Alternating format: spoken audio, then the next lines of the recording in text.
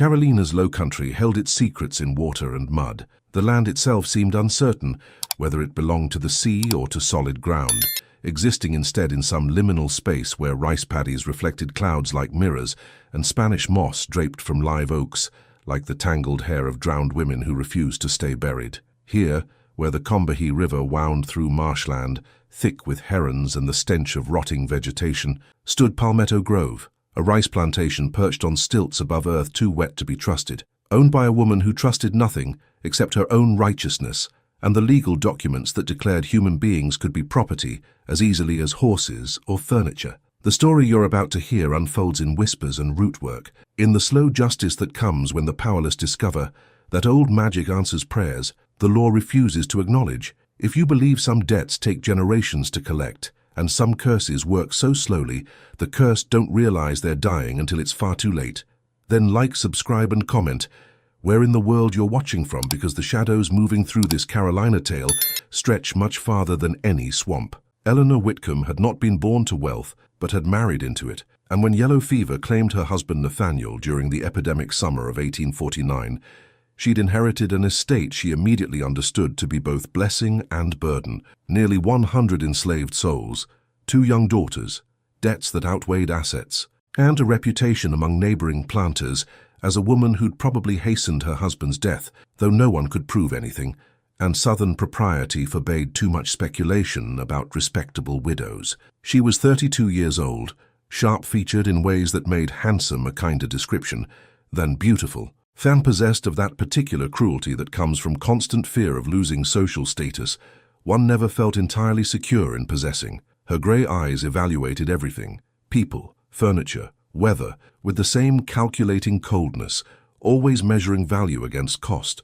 always finding the world slightly disappointing and requiring correction through discipline and careful management. The house itself mirrored her personality, tall and white and severe, columns supporting deep porches that provided shade but no warmth, windows shuttered against heat and humanity alike, interior rooms arranged with geometric precision that left no space for the organic chaos of actual living. Below, the enslaved quarters stretched in 2 neat rows like soldiers at attention, each cabin identical to its neighbors, except for the one at the very end, nearest the tree line where cultivated land gave way to wilderness that had never been successfully tamed, and that locals said held things older than memory and less forgiving than any Christian God. That last cabin belonged to a woman the Whitcombs knew only as Mira, though she'd been born with a different name on a different shore, and had carried that birth name through the Middle Passage and the auction block, and the first brutal years of Carolina bondage before finally letting it go. Not because she'd forgotten it,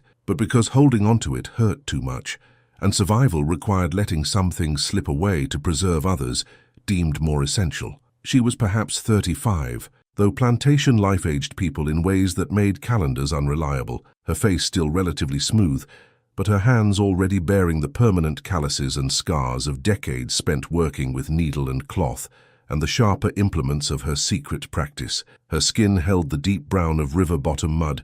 Her eyes were so dark they seemed to absorb rather than reflect light, and when she looked at you, really looked, people said it felt like she was reading something written on your bones that you yourself had never learned to see. Officially, Mira served as seamstress and occasional house servant, spending daylight hours mending Eleanor's elaborate dresses and the rough work clothes of field hands, her fingers moving with practiced efficiency through fabric and thread, while her mind worked on entirely different calculations involving which roots cured, which ailments, and which combinations could harm as easily as heal. But after dark, when the overseer had retired to his cabin and the big house windows went dark, and only moonlight and firelight illuminated the quarters, people came to Mira's door with problems they couldn't take to white doctors or white law or white churches. A child burning with fever that wouldn't break, a love gone wrong, a master whose violence had escalated beyond even slavery's accepted norms, dreams that felt like warnings, pains that felt like curses, questions about the future that white fortune-tellers wouldn't answer for black questioners at any price. She kept her tools in a wooden box beneath her sleeping pallet, items that would have seemed like random debris to anyone who didn't understand their significance, twisted roots pulled from specific locations at specific moon phases, feathers bound with red thread in patterns that looked decorative but carried spiritual weight, river stones with naturally occurring holes through their centers, fragments of broken mirror, blue beads stolen one by one from Eleanor's discarded jewelry, and restrung according to principles learned from grandmothers who'd learned from their grandmothers, stretching back through generations to Africa itself. She knew which leaves steeped in rainwater could ease childbirth and which should never be consumed, except by women desperate enough to prefer death to bringing another enslaved child into a world that would own that child from first breath to last. She made protective charms for children to hide in their bedding, drew symbols in doorways using substances that looked like ordinary dirt,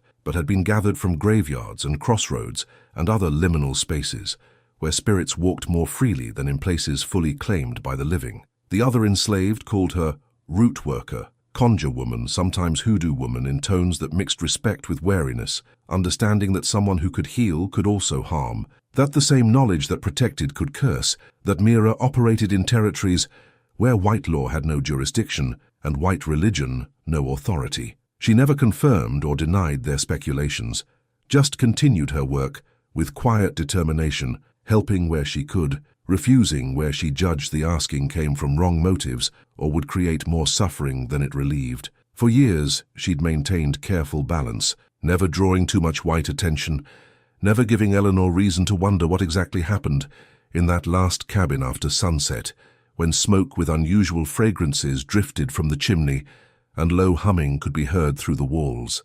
Eleanor kept Mira close because good seamstresses were valuable, and because having Mira available in the house meant not having to wait when hems needed adjusting, or buttons needed replacing, or elaborate dresses required alterations to accommodate shifting fashions. During these sessions, while Mira knelt with mouth full of pins and hands busy with fabric, Eleanor would talk, not conversing exactly since conversation implied exchange between equals, but rather thinking aloud in the presence of someone whose opinion didn't matter, but whose ears could absorb complaints about other planters' wives and business setbacks, and the endless difficulty of managing property that could think and feel, and sometimes resist. "You should count yourself fortunate," Eleanor would say occasionally, examining her reflection in the bedroom mirror, "that I elevated you from fieldwork. Most of your kind rot their feet off, standing in paddies by your age. I've saved you from that misery, and you should demonstrate appropriate gratitude." Mira's response was always the same flat,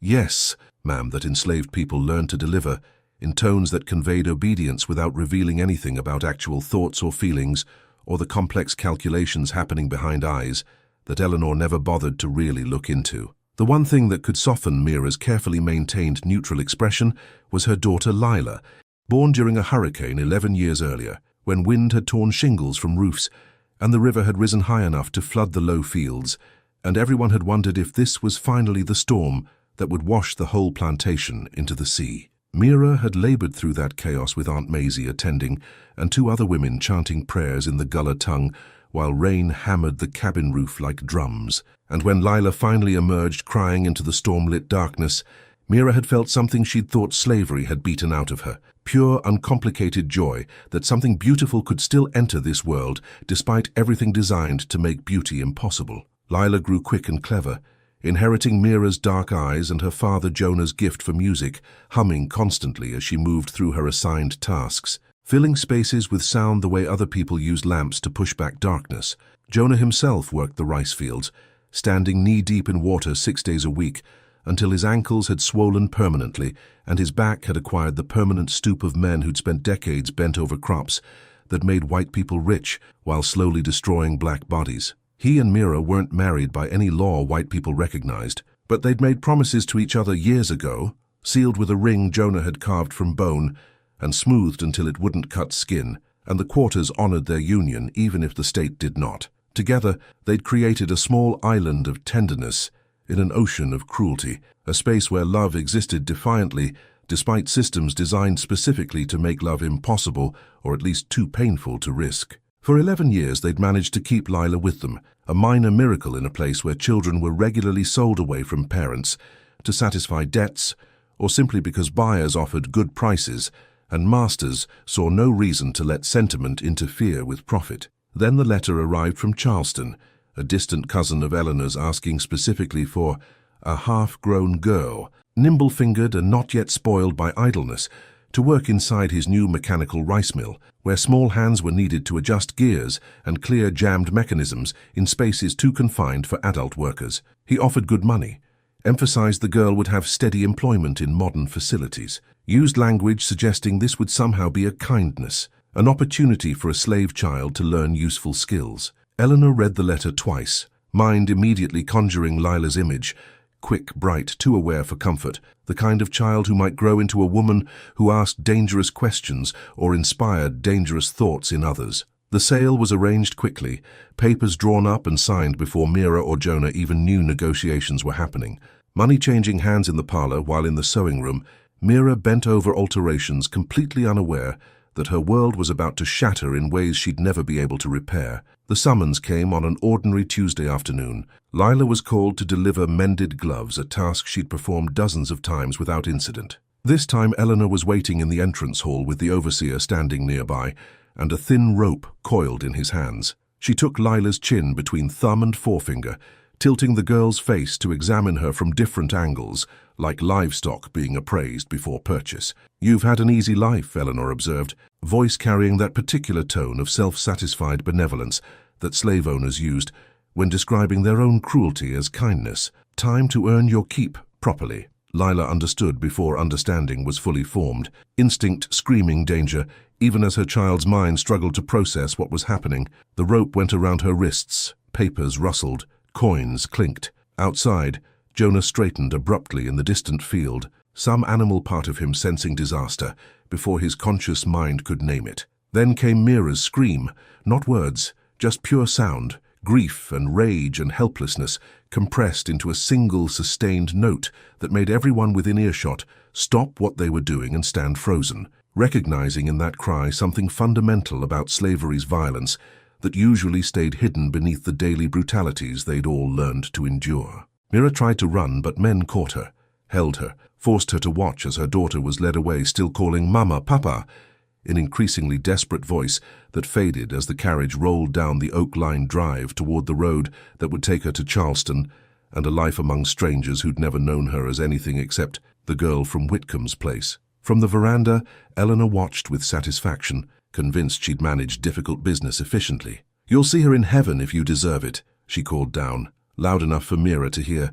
"For now, thank Providence for wise masters who know best how to manage their property." That night, Mira sat on her cabin floor with Jonah weeping behind her on the pallet, pulled out her hidden box, and began preparations for work she'd spent years avoiding because she understood its costs. From a secret compartment, she withdrew a porcelain doll's head wrapped in Eleanor's stolen hair, set it in a circle of charcoal marks that formed patterns older than English or Carolina, and began speaking to powers that had crossed the Atlantic in memory and prayer, and now waited patient as stones for someone to finally call them to account. By dawn, Eleanor would wake late, disoriented, dizzy, to days that would gradually unravel until nothing remained, except the question of how much suffering one person could endure before death arrived as mercy. Eleanor Whitcomb woke on Wednesday morning to find sunlight streaming through gaps in her shutters, at an angle that suggested lateness she never permitted herself. The mantel clock confirmed her suspicion. 7 o'clock, a full hour past her usual rising time.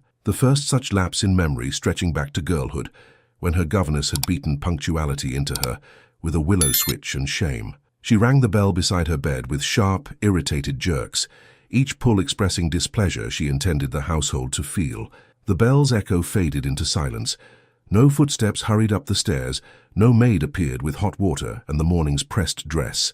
Eleanor rang again, harder, the bell's clapper striking brass with violence that should have summoned someone immediately. When finally a housegirl entered, moving slowly, eyes swollen from a night spent crying for Lila, who'd slept in the next cabin over, and sung while they worked, and was now gone to Charleston Mills that ground rice and sometimes children. Eleanor's hand moved before conscious thought intervened. The slap connected hard enough that the girl stumbled sideways, catching herself on the doorframe, one hand rising to cup her reddening cheek. "Incompetent," Eleanor hissed, though the word lacked its usual crispness, came out slightly slurred, as if her tongue had grown thick overnight. "The fire's barely lit, the water's cold, you move like molasses in January.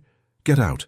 Send someone competent if such a creature exists in this household, which I increasingly doubt." The girl fled, leaving Eleanor alone with her reflection in the dressing mirror. Something about that reflection caught wrong, made her lean closer, squinting. Her skin looked somehow less luminous than yesterday, faintly grey beneath its usual paleness like milk beginning to sour. The shadows under her eyes seemed deeper, though she'd slept well enough. Or had she? Memory of the night felt fractured, interrupted by dreams she couldn't quite recall, but that left residue of unease clinging to her thoughts like cobwebs. She'd been standing in water, she thought, or maybe wading through mud that grabbed at her ankles, and voices had been calling her name from all directions. But when she'd turned to answer them, there'd been no one there, just ripples spreading across dark water that smelled like graves. She dismissed the memory as nonsense brought on by the heat or perhaps the bit of fish that had tasted slightly off at supper. But when she stood, dizziness hit hard enough that she had to grip the bedpost, knuckles white with pressure, room tilting on an axis that shouldn't exist. The sensation passed after several breaths, but left her shaken in ways she wouldn't admit even to herself. Eleanor Whitcomb being a woman who'd built her identity on never showing weakness and never acknowledging that circumstances might occasionally exceed her control. That day unfolded in a series of small disasters that individually meant nothing but collectively suggested pattern. A favorite teacup, porcelain painted with roses, inherited from her mother, slipped from her fingers at breakfast and shattered on the floor in a way that felt almost deliberate, as if gravity had suddenly developed opinions about which objects deserved protecting. Her riding glove tore as she pulled it on for the morning inspection of the fields, fabric splitting along a seam that had been perfectly sound yesterday. The hem of her grey visiting dress, the one she wore when calling on other planters' wives to maintain social connections, essential to her precarious status, caught on a nail. She'd walked past 1,000 times without incident and ripped with a sound like tearing meat. By evening, Eleanor's mood had curdled into something beyond ordinary irritation, into territory approaching actual fear, though she wouldn't have named it that way. Wouldn't have admitted that the accumulation of minor mishaps had begun to feel less like coincidence and more like intention, less like bad luck and more like attention from something that knew her name and held opinions about how her life should proceed. She retired early with a headache that pounded behind her eyes like someone knocking to be let in, swallowed laudanum with sherry, despite doctors' warning against mixing them, and lay in darkness listening to night sounds that seemed louder than usual, frogs in the paddies, owls in the live oaks, and underneath those familiar noises something else, rhythmic and low, that might have been chanting or might have been her imagination converting ordinary sound into threat, because her nerves had been rubbed raw by a day of inexplicable failures. In the quarters, word had spread with the speed that information always traveled through enslaved communities who'd learned centuries ago that white people's walls had ears, but black people's walls had mouths that whispered warnings and shared intelligence essential to survival. Mira had gone to work, they said, using the phrase that meant root work, conjure, the calling down of forces that existed in territories beyond white law and white comprehension. No one asked her directly what she'd done or what she intended, because asking might draw attention that could splash onto the questioner, might create connections between curious parties and dangerous knowledge that it was safer not to appear to possess. But they watched her, noted her movements, saw how she'd grown even quieter than usual, how her eyes had taken on quality of distance, as if she was looking through the visible world to something behind or beyond it. Jonah watched too, his grief still raw enough that it expressed itself in anger, directed at everything around him, because directing it at its actual source, Eleanor, the system, the entire structure of slavery, would get him killed. He'd barely spoken since Lila's sale,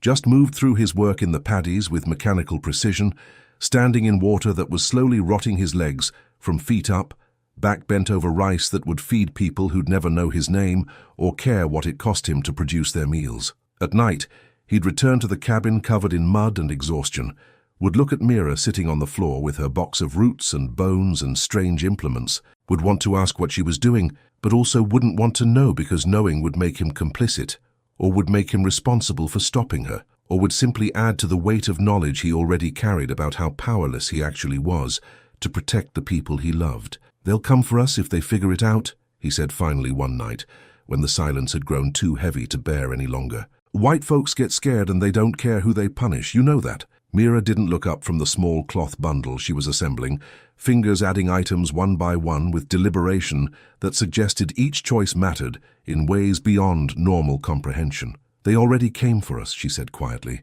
"Already took what mattered most. What else they going to do that's worse than what they already done?" Jonah had no answer to that. In the logic of slavery, there were always worse things, always deeper hells to descend into, but he understood what she meant, that some losses created voids so absolute that fear of future losses lost its power to govern behavior. Mira's ritual work followed patterns she'd learned across years of watching older women who'd carried knowledge from Africa and refined it through generations of American slavery, adapting West African spiritual practices to Carolina environment and Carolina circumstances, creating something that was neither purely African nor purely American, but rather existed in the spaces between, honoring old gods by new names and working with materials at hand to achieve ends that laws and logic said should be impossible. Each evening after dark, she would light candles stolen from Eleanor's own supplies, 3 at a time arranged in triangular configuration that represented past, present, and future, or maybe maiden, mother, and crone, or maybe birth, life, and death, depending on which tradition you asked and which interpretation felt most relevant to specific work being done. In the center of this triangle, she'd placed the porcelain doll's head wrapped in Eleanor's hair, the small pale face staring upward with its one intact eye and one cracked socket like something simultaneously dead and watching. Around this, she'd arrange other items that changed based on what aspect of Eleanor's life she was targeting that particular evening. A button from the mistress's dress to work on her clothing, and by extension her public appearance, a thorn from her rosebush to introduce pain into places that should bring pleasure, a piece of mirror to turn Eleanor's vanity back on itself until self-regard became self-loathing. Over these arrangements she'd pour libations, water from the well Eleanor drank from, wine stolen from the cellar drop by drop over weeks, sometimes her own spit or blood, when the work demanded sacrifice of life essence rather than mere objects. Then she'd begin speaking, voice low enough that anyone passing wouldn't hear distinct words, but might catch rhythms, might sense the chanting, even if they couldn't identify its language or purpose. She spoke in English first, naming clearly what she wanted so there could be no confusion about intention. Take her sleep, take her balance, take her beauty that she prizes above kindness, take her health that she maintains while others sicken, take her confidence that lets her sell children and sleep peaceful afterward, take it slow, piece by piece, so she has time to understand what's being taken and why. Then she'd shift into Gullah, the Creole language of the Carolina Low Country, that mixed English with African syntax and vocabulary, creating something that neither white nor black fully owned, but that enslaved communities had crafted as tool of survival and resistance. Finally, she'd drop into the language her grandmother had spoken, words she only half remembered, but that her mouth shaped anyway, trusting that the spirits who taught that language to her ancestors would recognize it even filtered through generations of forced forgetting and intentional amnesia. The effects on Eleanor accumulated gradually, which was exactly what Mira intended. Curses that struck like lightning were satisfying but brief. Curses that worked like poison were thorough and educational, teaching the cursed exactly how it felt to watch everything slowly fall apart without being able to stop the deterioration, no matter how much money or status you possessed. Eleanor's sleep began fragmenting, nights broken by dreams that woke her gasping, or by insomnia that kept her staring at ceiling shadows that moved wrong when she watched them too long. Her appetite declined, food tasting increasingly like ash or copper, nothing satisfying the hunger that gnawed her, but also nothing staying down properly when she forced herself to eat. The headaches that had been occasional became frequent, then constant, a low throb behind her eyes that laudanum barely touched, and that made bright sunlight feel like knives pushed into her skull. Her appearance began to suffer in ways that vanity made more devastating than physical pain. Hair that had been thick and glossy started thinning, coming out in disturbing quantities when brushed, collecting in the basin after washing, until she started avoiding looking at the evidence of her own decay. Her skin, which she'd maintained carefully with expensive creams, and by avoiding sun that might coarsen her complexion and mark her as field-working common, took on a greyish cast that no amount of powder could fully conceal. Her hands developed tremor fine enough that she could usually hide it, but that sometimes betrayed her when reaching for objects, making her movements uncertain in ways that contradicted the iron control she'd always maintained over her own body. Worse than the physical symptoms was the isolation. Friends who'd called regularly began finding excuses to visit less frequently, put off by Eleanor's increasingly sharp temper, and the sense that something at Palmetto Grove had gone wrong in ways they couldn't identify, but that made them uncomfortable. Business associates who dealt with her respectfully despite gender began treating her with condescension that assumed incompetence, doubting her accounting and questioning her decisions in ways they'd never dared when Nathaniel was alive. Even her own daughters started avoiding their mother when possible,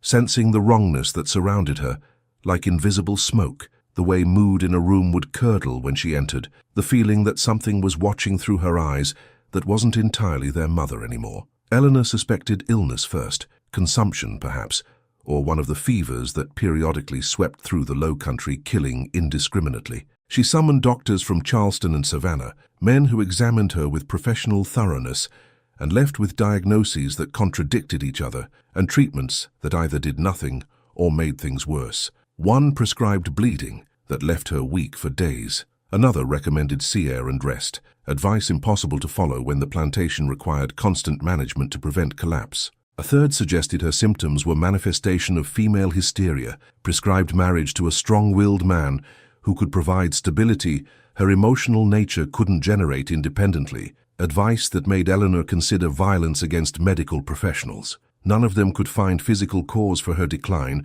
because physical causation wasn't the point. Her body was failing because Mira had convinced something old and patient and thoroughly unconcerned with white people's rules that Eleanor Whitcomb owed debts that needed collecting, and that collection should happen in ways that mirrored the suffering she'd inflicted, slowly, publicly, with time to understand exactly what was being taken and why justice sometimes wore faces that courts didn't recognize and operated through channels that law books never mentioned. 3 weeks after Lila's sale, Eleanor stood at her bedroom window, watching the dawn spread grey light across the flooded rice fields, and understood with sudden clarity that she was being cursed, that someone in the quarters had called down something that was systematically dismantling her life, and that every doctor and prayer and rational explanation she'd tried had failed because rationality didn't apply to territories where spirits walked and debts accumulated in ledgers that recorded more than money. The knowledge should have prompted action,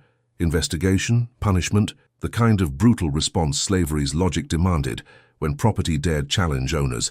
But Eleanor found herself paralyzed by fear that acting might make things worse, that the person working against her might be powerful enough that direct confrontation would accelerate rather than stop the curse. So she did nothing except continue declining, continued watching her life come apart one piece at a time, continued waking each morning to find another small disaster or symptom or loss, while in the last cabin at the edge of the quarters, Mira continued her work with patient determination that understood some revenges were marathons rather than sprints, and that justice delayed didn't mean justice denied, but rather justice that arrived with interest, compounded over time until the debt could never be fully paid. Block 3.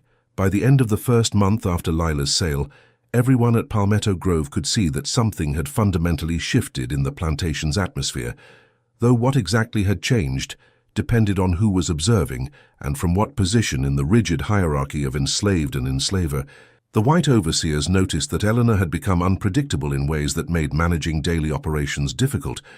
Sometimes she'd appear in the fields unannounced at odd hours, demanding detailed reports. Other times, she'd remain in her room for days and ignore urgent questions about which fields to flood or when to begin harvest. The house servants saw her physical deterioration accelerating beyond what normal illness should produce, weight dropping off her frame until dresses hung loose, hair thinning so dramatically that she'd taken to wearing caps indoors to hide the patches where scalp showed through, hands trembling so badly some mornings that she couldn't hold a teacup without spilling, and would wave away breakfast entirely rather than display such weakness. In the quarters, the consensus was simpler and more accurate. Miss Eleanor was being worked, meaning someone had put roots on her, had called down the kind of spiritual assault that didn't announce itself with drums and dancing like the sensationalized accounts white people told each other to justify their fear of African practices, but rather crept in quiet as mold, systematic as rot,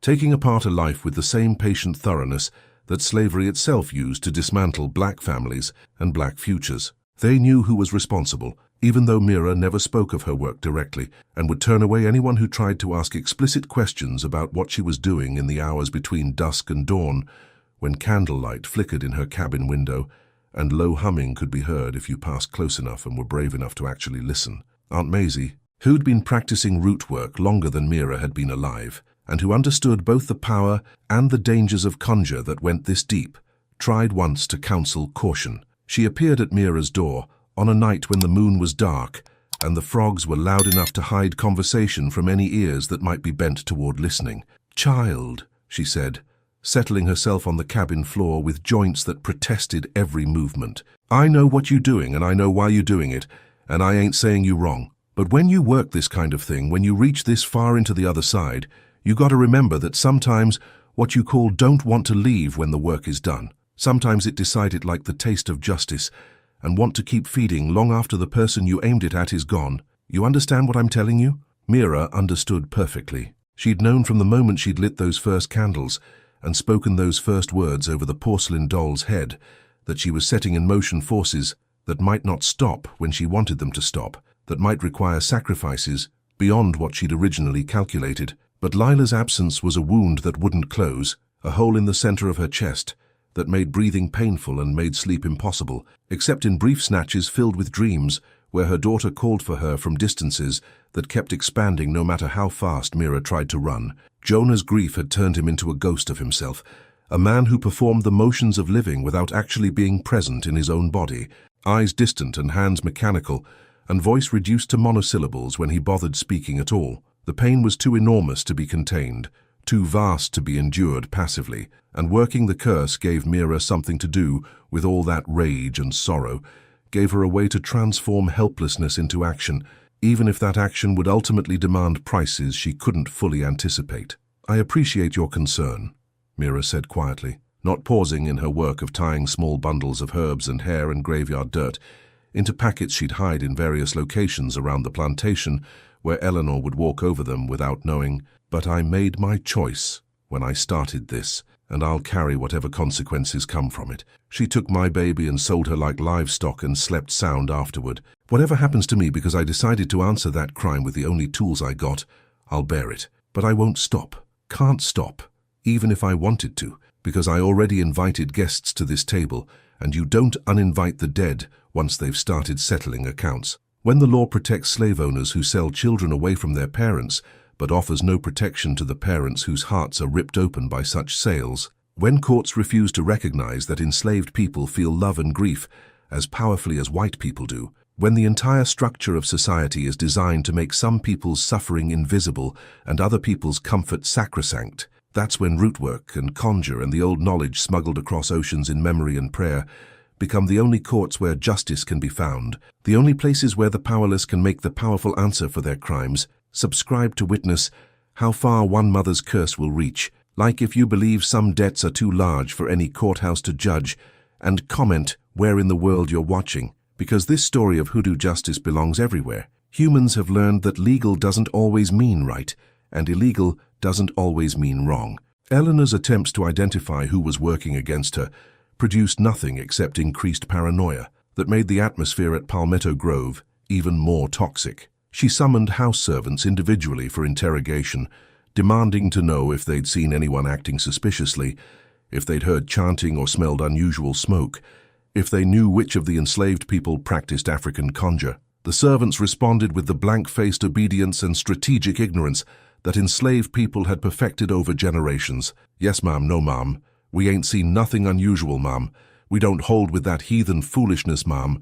Lies delivered with such conviction that Eleanor couldn't determine whether they genuinely knew nothing or were protecting someone out of solidarity or fear. She ordered the overseer to search the quarters for evidence of witchcraft, a command that produced only confusion because what exactly constituted evidence wasn't clear to anyone, including Eleanor herself. The overseer and 2 assistants went cabin to cabin, emptying trunks and pulling up floorboards and examining every corner, finding nothing except the ordinary poverty of enslaved existence, threadbare blankets and scarred cooking pots, and the occasional hidden treasure of a carved toy or a carefully preserved letter from someone sold away years ago. They found no dolls stuck with pins, no cauldrons bubbling with mysterious substances, none of the theatrical props that white people's imaginations associated with African conjure, because real root work didn't announce itself with obvious symbols, that could be discovered and destroyed by people who didn't understand the systems they were trying to dismantle. Mira's cabin was searched like all the others. She stood outside calmly while the overseer and his men tore through her few possessions, watched without expression as they pulled her pallet apart and emptied her clothing trunk, and examined every pot and pan looking for evidence of sinister practice. They found her sewing supplies, needles and thread and scraps of fabric, and her cooking implements, and nothing that could be definitively identified as conjure materials, because she'd hidden the porcelain doll's head in a location they'd never think to examine, had wrapped it carefully and buried it in a specific spot at the boundary between cultivated land and swamp, where the earth was always slightly damp and where things buried tended to stay hidden unless you knew exactly where to dig. The roots and herbs she kept were common enough plants that could be explained as medicine or cooking ingredients. The candles were ordinary candles. The mirrors were broken pieces that might have been saved for mending or craft projects. "You practice any kind of African devilry?" the overseer demanded, standing too close and using his size to intimidate, though Mira had long since learned that fear of individual white men's violence was less important than fear of the system that backed their violence. "No, sir," she replied, voice flat and eyes downcast in the posture of submission that usually satisfied white interrogators, looking for obvious defiance rather than subtle resistance. "I sew, and I pray, and I mind my own business, and that's all." He studied her for a long moment, wanting to disbelieve but finding nothing concrete to justify punishment. "Miss Eleanor thinks someone's working roots on her," he said finally. "If I find out it's you, witch or not, I'll make you wish you'd been sold to the Sugar Islands, where they work people to death in 5 years, you understand me?" Mira understood perfectly, just nodded, and waited until he'd left, before allowing herself a small, grim smile that contained no humor whatsoever. Eleanor's health continued its inexorable decline through patterns that seemed almost designed to maximize humiliation and fear. Her menstrual cycle, which had been regular as clockwork for decades, became chaotic. Bleeding that lasted weeks or stopped for months. Cramps severe enough to leave her bedridden. Mood swings that ranged from weeping despair to volcanic rage within single afternoons. Her digestion failed so completely that she could barely eat solid food without immediate painful consequences. Lost so much weight that neighbors who saw her at church began whispering about consumption or cancer or some wasting disease that doctors couldn't name. Her eyesight weakened, requiring spectacles she refused to wear in public because they made her look old and vulnerable. Her joints ached constantly, especially her hands, the same hands that had signed Lila's bill of sale and counted the coins received in payment. Sleep became her greatest torment. Most nights, Eleanor would lie awake for hours, exhausted but unable to cross the threshold into actual rest, mind racing with worries and fears, and increasingly paranoid theories about who was attacking her and why and how she could stop them. When she finally did sleep, dreams waited, nightmares so vivid and disturbing that waking felt like escape from drowning. She dreamed repeatedly of being in the rice paddies, water rising past her waist and then her chest and then her neck, mud sucking at her feet, preventing escape, while unseen things brushed against her legs beneath the opaque water. She dreamed of children crying in the dark, voices calling Mama over and over, but when she'd search for them, she'd find only empty rooms and shadows that moved wrong. She dreamed of mirrors that showed her reflection aging rapidly, flesh sagging and hair falling out, and teeth loosening until the face staring back was ancient and rotted and still somehow unmistakably her own. The worst dream, the one that recurred most frequently and left her gasping and crying when she woke, featured a small dark-skinned girl standing at the foot of her bed, just standing and staring with enormous eyes that held neither accusation nor forgiveness, but simply bore witness, recorded Eleanor's existence the way Eleanor had recorded enslaved people in her ledgers, as facts to be noted and remembered, and eventually judged by accounting systems more thorough and less forgiving than any earthly audit. The girl never spoke in these dreams, just stared until Eleanor would wake with the absolute conviction that she'd actually seen Lila, that this wasn't dream but visitation, that somehow the child she'd sold was reaching back across the distance to remind her mistress that actions had consequences, and debts accumulated interest and payment would eventually be extracted whether in this world or the next. By the second month, Eleanor had begun consulting people she would have dismissed as charlatans and fools under normal circumstances, fortune-tellers and spirit mediums, and a free black man from Savannah who claimed expertise in removing curses, though his prices suggested he was more interested in removing money from desperate clients than removing actual supernatural afflictions. None of their interventions produced any improvement. The fortune-tellers told her vague warnings about crossed conditions and enemy work, without identifying specific perpetrators or offering concrete solutions. The mediums conducted seances that produced nothing except cold breezes and flickering candles and messages, supposedly from Eleanor's dead husband, that sounded suspiciously like things the mediums could have learned from gossip.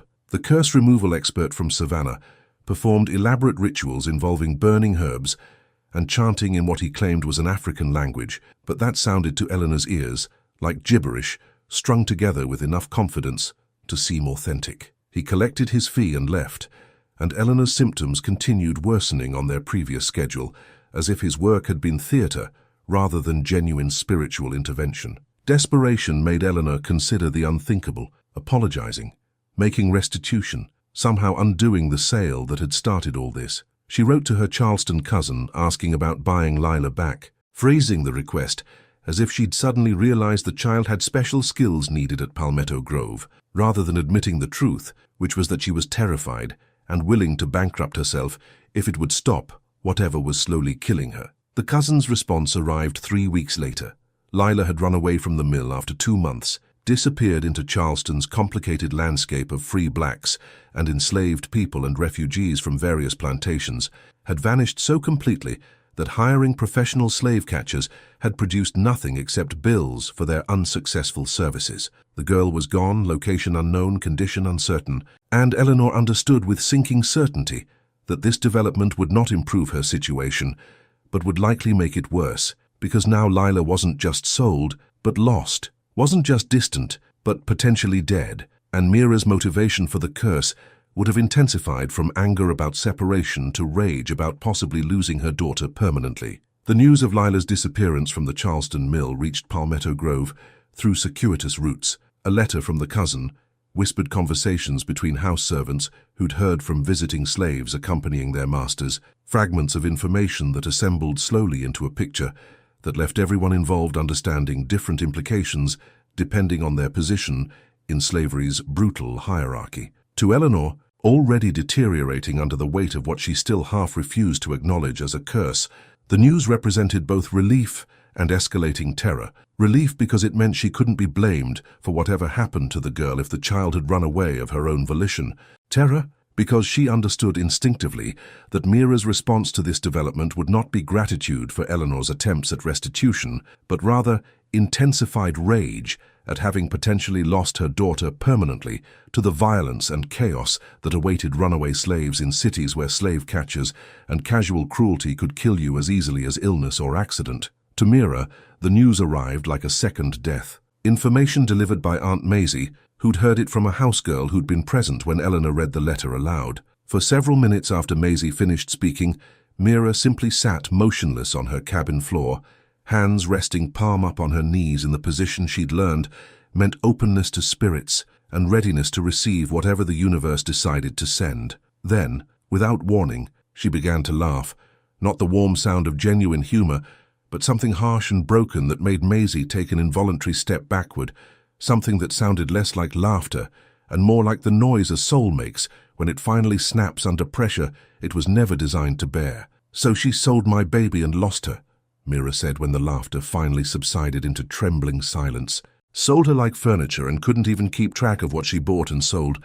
And now Lila's out there somewhere, 11 years old in Charleston with slave catchers, and worse, hunting her, and I can't get to her, can't protect her, can't even know if she's alive or dead or suffering." She looked up at Maisie with eyes that held something beyond grief, something closer to the absolute zero of rage that freezes rather than burns. "So yes, I'm going to keep working, going to work harder, going to work until Eleanor Whitcomb understands in her bones what it feels like to lose everything and have nowhere to turn and no one to help and nothing left except the knowledge that powerful people took what mattered most and didn't even bother to keep it safe." That night, Mira's ritual took on dimensions that frightened even those who'd supported her curse from the beginning, who'd understood it as justified response to unbearable cruelty, but who now wondered if she'd crossed some threshold beyond which justice became something else entirely, something that would consume everyone in its path, including Mira herself. She lit not 3 candles but 7,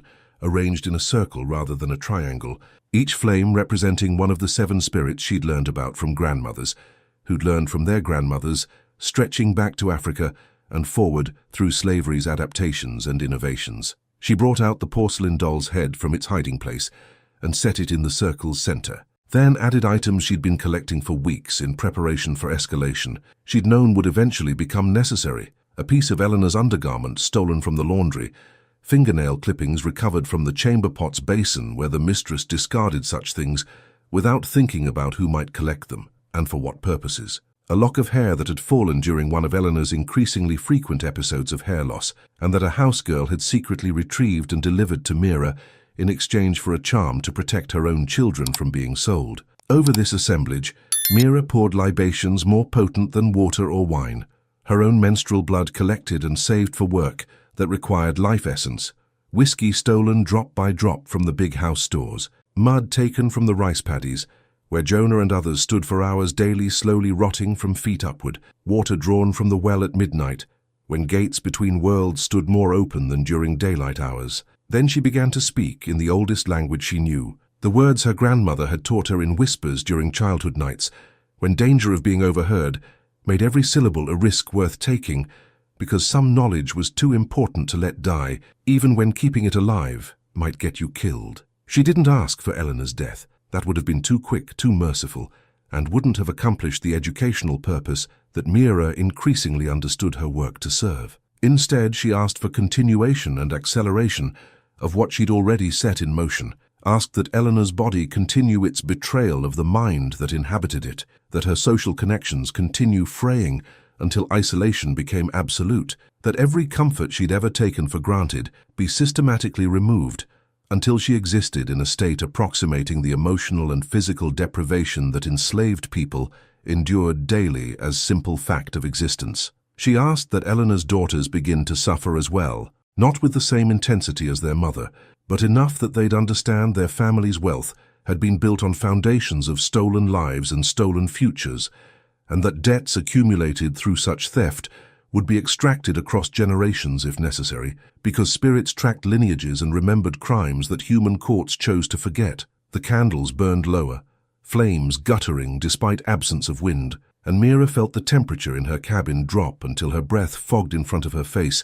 despite the summer heat outside. She felt presences gathering, not visible, but palpable, entities drawn by her calling and by the righteousness of her cause, or maybe just by the opportunity to participate in evening scales, that mortal law left permanently tilted in favor of people with white skin and legal documents claiming ownership over human flesh. These weren't the sanitized spirits of Christian theology, with their clearly defined moral categories and their promise of heavenly justice after death, but rather something older and more pragmatic, forces that understood the world, operated on principles of debt and payment and balance that transcended human notions of mercy or punishment, forces that would collect what was owed regardless of how long collection took or who got caught in the process of settling accounts. By dawn, Mira had completed work that left her physically and spiritually exhausted, so drained that Jonah had to help her to the pallet and cover her with their thin blanket despite the heat, had to bring water and hold her head while she drank, because her hands trembled too badly to hold the cup steady. "You're killing yourself doing this," he said, voice rough with fear and grief that had nowhere else to go. "Whatever you're bringing down on her, it's taking pieces of you too, and pretty soon there won't be enough of you left to come back from wherever you're going when you do this work." Mira looked at him with eyes that seemed older than her face, older than any human face should look. "I know," she said quietly. "But what else am I supposed to do? Let her sleep comfortable while our baby's lost. Let her keep living like nothing she did matters. Some things are worth dying for, Jonah. Some debts have to be paid, even when the person collecting them pays too." Eleanor's condition deteriorated with renewed vigor following Mira's escalation of the curse. Her hair loss became so severe that she stopped appearing in public entirely, wouldn't leave her bedroom except for necessities, wore scarves and caps constantly to hide scalp that showed through in patches that made her look diseased. Her weight dropped to the point where her daughters begged her to eat, brought favorite foods that she'd push away after a single bite, because everything tasted like ash or copper or decay, because her stomach rejected most solid food within minutes of consumption, because eating had become another torment, rather than a source of pleasure or sustenance. Her hands developed tremor so pronounced that she couldn't write legibly anymore, couldn't sign documents or maintain the careful accounts that had once been source of pride and control, had to dictate letters to servants who she suspected were deliberately misunderstanding her instructions or secretly laughing at her reduced state. But the worst symptoms were the ones no doctor could diagnose or treat because they existed in territories where physical medicine held no authority. Eleanor developed conviction that things lived under her skin, could feel them moving, especially at night, when she lay awake in darkness that seemed somehow thicker than normal darkness should be, darkness that pressed down with weight and purpose, rather than simply existing as absence of light. She'd scratch at her arms and legs until she drew blood, trying to dig out whatever was crawling beneath the surface, would wake with her nails caked in dried blood and fresh scratches covering skin that was already scarred from previous episodes. Her servants found her multiple times standing at her bedroom window in the middle of the night, nightgowns soaked with sweat, talking to someone who wasn't there about debts that needed to be paid, and children who wouldn't stop crying, and water that was rising no matter how fast she tried to bail it out. The plantation itself seemed to respond to Eleanor's deterioration, as if the land and buildings had absorbed enough suffering over the years that they'd developed capacity to reflect and amplify spiritual disturbances when those disturbances reached sufficient intensity. The big house developed problems that defied normal explanation. Doors that wouldn't stay closed no matter how firmly latched, windows that cracked for no apparent reason, floorboards that suddenly split and splintered under normal foot traffic, walls that wept moisture, in rooms that should have been dry, mirrors that shattered spontaneously in the night with sounds like screams. The rice paddies produced stunted crops despite perfect growing conditions, stalks that grew twisted and yellow, and produced grain that tasted wrong even after milling and washing. Animals became skittish and difficult to manage, horses balking at familiar paths, dogs refusing to enter certain areas of the property, chickens stopping their laying or producing eggs with double yolks or blood spots that made them unsaleable. Eleanor's daughters began experiencing their own troubles, nothing as severe as their mother's condition, but disturbing enough to make them wonder if their family had been cursed as household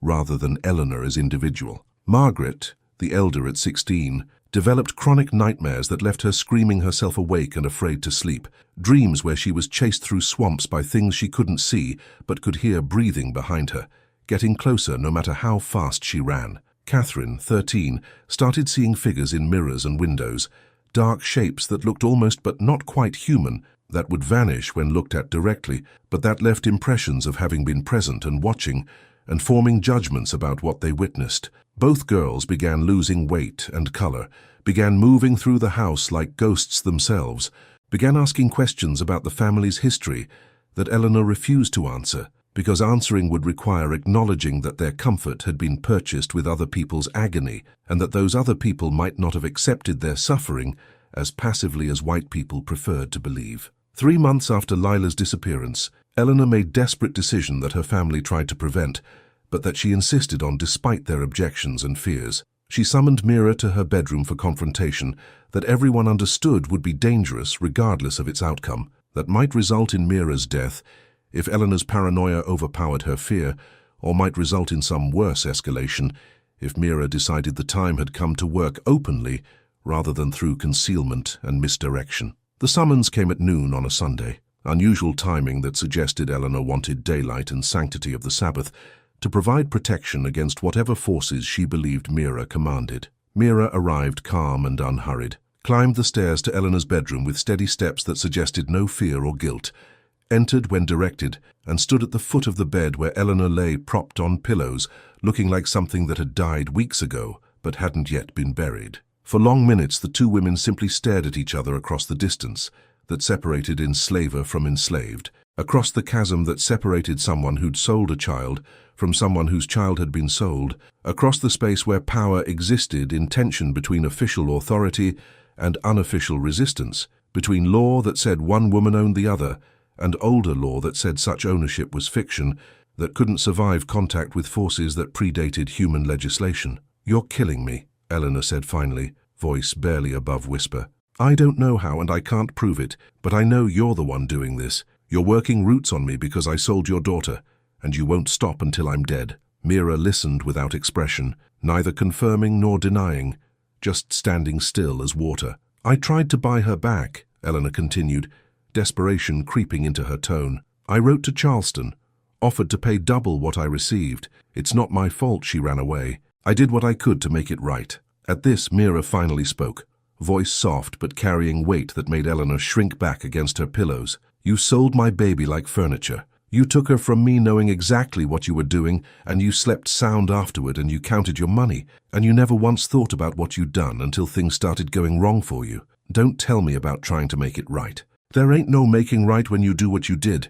There's only living with consequences until consequences decide they done with you." Eleanor opened her mouth to respond, but found no words adequate to the moment. Just lay staring at Mira while understanding settled that arguing was pointless, that whatever was happening couldn't be stopped through negotiation or threats or appeals to mercy that she herself had never extended when she'd held power. "Am I going to die?" she asked finally. Mira considered the question with head tilted slightly, as if listening to voices Eleanor couldn't hear. "Eventually," she said. "Everyone dies eventually. Question is whether you die quick or slow, whether you die alone or surrounded by people who actually care, whether you die having learned something about what it feels like to be powerless. That's up to forces bigger than me now. I just opened the door. What comes through, and what it decides to do, that's between you and whatever you believe about justice and debts and whether the universe keeps accounts that go beyond what white people write in their ledgers." She turned and walked out, leaving Eleanor alone with her terror and her deteriorating body and the absolute certainty that she was going to die slowly in ways that no doctor could prevent and no prayer could postpone, that she'd finally met forces that didn't care about her status or her wealth or her carefully maintained conviction that she'd been acting within her rights when she'd sold an enslaved child to satisfy business obligations and maintain social standing among people whose good opinion she'd valued more than the humanity of people she'd owned. Eleanor Whitcomb lingered through 6 more months of slow deterioration that medical professionals couldn't explain and spiritual practitioners couldn't reverse, her body betraying her in increasingly dramatic ways while her mind remained lucid enough to understand exactly what was happening and why no intervention seemed capable of stopping it. She became a kind of ghost haunting her own house, rarely leaving her bedroom except when fever dreams drove her wandering through halls at night, calling for people who weren't there or couldn't hear or had chosen not to answer. Her daughters tried to care for her, but found themselves repelled by something beyond ordinary disease, a wrongness that surrounded their mother like invisible smoke, a sense that approaching too closely might contaminate them with whatever affliction was consuming her from inside out. They hired nurses who lasted days before quitting with vague excuses about other obligations, none willing to admit they'd felt presences in Eleanor's room that had nothing to do with medicine or natural causes, had heard voices when no one was speaking, had seen shadows move in ways shadows shouldn't move. The plantation continued operating through momentum and the enslaved community's determination not to let white people's spiritual warfare destroy their own chances of survival. But everyone understood. Palmetto Grove had fundamentally changed, had become a place where the veil between worlds had worn thin enough that things crossed over more easily than they should and stayed longer than they were welcome. Crops grew but produced stunted yields. Animals bred but offspring were weak or deformed. The land itself seemed exhausted, as if decades of extracting wealth through slavery had finally depleted some essential resource that couldn't be replenished through conventional agricultural practices. Neighboring planters began avoiding social contact with the Whitcomb household, not wanting to be associated with whatever curse or bad luck or divine judgment had settled on the property. Their abandonment, completing Eleanor's isolation and leaving her alone with her suffering and her memories and the absolute certainty that she was paying for crimes she'd spent her life insisting weren't crimes at all, but rather legitimate business practices sanctioned by law and custom and most white people's interpretation of Christianity. Mira continued her work with mechanical precision that suggested she'd moved beyond anger into something colder and more permanent, a state where emotion had been burned away, leaving only purpose. She grew thinner, aged visibly, developed a cough that wouldn't respond to any of the remedies she'd used successfully on others, symptoms that Aunt Maisie and others recognized as evidence that working this kind of curse came with costs that would eventually be extracted from the worker as well as the worked against. "You need to stop," Maisie told her repeatedly, during visits that became increasingly desperate, as Mira's decline mirrored Eleanor's in disturbing ways that suggested they'd become bound together by the curse in ways neither could escape. You made your point. She's dying. Let it be done and step back before whatever you called decides it wants to take you too. But Mira couldn't stop or wouldn't stop. The distinction no longer clear even to herself, just continued her nightly rituals with dedication that bordered on obsession, continued speaking to forces that had long since heard her message, but that she kept invoking anyway, because the work had become the only thing that gave structure to days otherwise consumed by grief for Lila's absence and fear about what might be happening to her daughter in Charleston's complicated landscape of slavery and freedom and the violent spaces between. News eventually came about Lila, arriving through the underground networks that moved information between enslaved communities faster and more reliably than official postal services. Word carried by travelers and traders and people who moved between plantations in ways that white people rarely noticed or bothered tracking. The child had indeed run from the Charleston mill, had survived several months on the streets, through combination of luck and assistance from free black families and enslaved people who risked their own safety to hide runaways, had eventually been taken in by a community connected to the network that would later be formalized as Underground Railroad, but that existed already as loose association of people committed to helping others escape bondage through whatever means available. Lila was alive, was relatively safe, was being taught to read and write by free black teachers who understood that literacy was weapon against systems that depended on keeping enslaved people ignorant and powerless. The news reached Mira through whispered conversation with a house servant whose cousin had traveled from Charleston and carried messages for people separated by sail and distance. For the first time since beginning her curse work, Mira broke down completely, grief and relief mixing in proportions that couldn't be separated or named, just sobbed until her body shook and her voice gave out, and Jonah had to hold her upright because her legs wouldn't support her weight. Lila was alive and free, or at least freer than she'd been, was out of immediate danger, though danger would follow her always as long as slavery existed,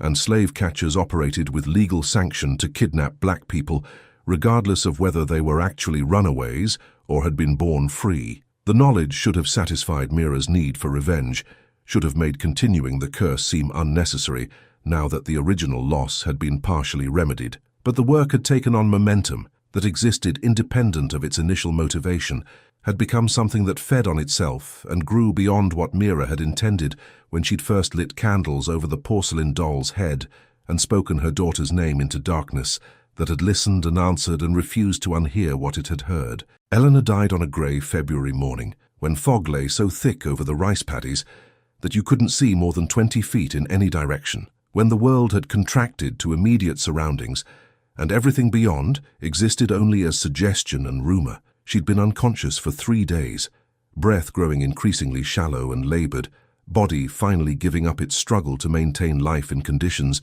that had become unsustainable. Her daughters were present, holding hands they'd barely touched in the months of her illness, faces showing mixture of grief and relief that neither would admit aloud, but both felt deeply. When the final breath came, it came with a sound like a question being asked without expectation of answer, and in the moment immediately after, there was a sensation that everyone in the room felt but none could adequately describe later, like pressure being released, like something heavy lifting, like doors closing, that had been standing open for months inviting things to pass through, that shouldn't have had access to the living world. Word of Eleanor's death spread through the quarters with speed that suggested people had been waiting for it, anticipating it, understanding it as conclusion to story that had begun with Lila's sale, and that needed Eleanor's death as punctuation to make the narrative complete. Mira received the news with expression that revealed nothing, neither satisfaction nor regret, just nodded when told and continued with whatever task she'd been performing,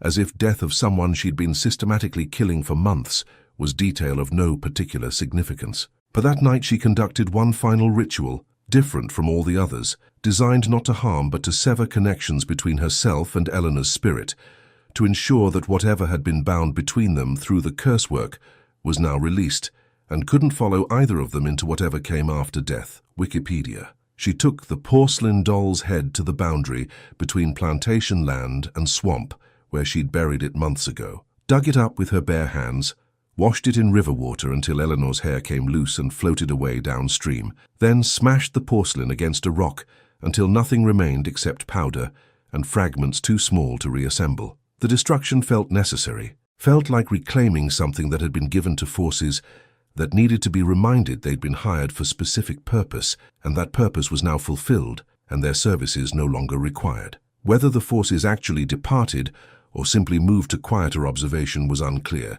but the atmosphere at Palmetto Grove began slowly to normalize, the sense of wrongness that had permeated the property gradually fading though never disappearing entirely, leaving permanent residue that would mark the place for generations as somewhere spirits had worked and might work again if circumstances called them. Mira didn't live to see the civil war that would come 15 years later and bring legal end to slavery system that had made her curse necessary, didn't survive to reunion with Lila that both had dreamed about, but that distance and circumstance and Mira's deteriorating health made impossible. She died 3 years after Eleanor, her body simply giving out after years of channeling forces that extracted payment for their services by taking pieces of the channeler, leaving her exhausted in ways that rest couldn't remedy and ill in ways that healing practices couldn't address, because the illness existed in territories where physical medicine held no authority. Jonah was with her at the end, holding her hand and whispering that Lila was alive and free and learning,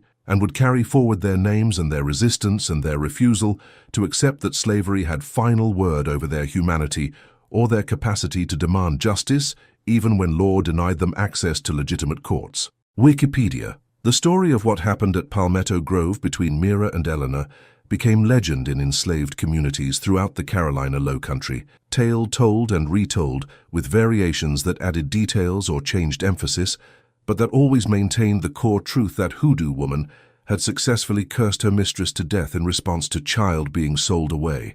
That root work had provided justice when legal system offered none. That enslaved people possessed power that slavery's architects didn't fully understand and couldn't fully control, no matter how many laws they passed prohibiting African spiritual practices or how many conjurers they tried to suppress through violence and intimidation. The story served multiple purposes, warning to white people that cruelty might be answered through channels they couldn't predict or prevent, reassurance to enslaved people that resistance took many forms, and that some weapons existed in territories where white authority couldn't reach, teaching tool for passing down knowledge about root work and conjure practices from one generation to next, while disguising practical instruction as entertainment. YouTube Lila grew to adulthood in Philadelphia, married a free black carpenter, had 3 children she named after grandparents she barely remembered, but whose stories she knew by heart from tales told by people who'd known them, and who'd carried those stories north through networks of communication that slavery tried but failed to completely sever. She became involved in abolitionist movements, used literacy skills she'd learned after escaping Charleston to write and speak about her experiences, became one of many voices demanding not just freedom, but reparations for people who'd been stolen and exploited and traumatized across generations. She never returned to South Carolina, while slavery remained legal, fear of being kidnapped and re-enslaved too rational to risk. But after the war she made pilgrimage to Palmetto Grove's ruins. The plantation had been abandoned during the conflict, structures burned or decayed. Land returned to something approximating natural state that existed before rice cultivation had transformed it into machine for converting enslaved labor into white wealth. She found her parents' graves in the old slave cemetery, markers, rough stones without names because enslaved dead weren't granted the kind of memorialization white people expected for their own deceased. But she knew which stones were theirs by their position and by something else she couldn't name except as feeling, sense of recognition that transcended normal perception. She sat between the graves for an entire afternoon, talking to parents who couldn't answer, but who she believed were listening anyway, telling them about her life and their grandchildren, and the world that was slowly emerging from slavery's wreckage, a world still deeply flawed and still marked by white supremacy's persistent influence, but at least a world where she was legally free rather than legally property. Before leaving, she conducted small ceremony she'd learned from elders who'd learned from their elders, stretching back to Africa and forward through slavery's forced adaptations, pouring water and leaving offerings and speaking words in languages she only partly understood, but that her mouth shaped anyway, trusting that the meanings would be received by those who needed to understand them. The legacy of Mira's curse extended beyond individual story to become part of larger historical record of how enslaved people resisted their bondage through spiritual means when physical resistance was impossible or suicidal, how African American hoodoo and conjure practices served as tools of survival and justice and community cohesion in conditions designed specifically to prevent such things. Historians who later studied slavery's complexities found evidence throughout the South of enslaved people, using root work to protect themselves and harm their oppressors, of white people's very real fear of being cursed or poisoned or killed, through spiritual means that their own religious traditions didn't acknowledge as possible,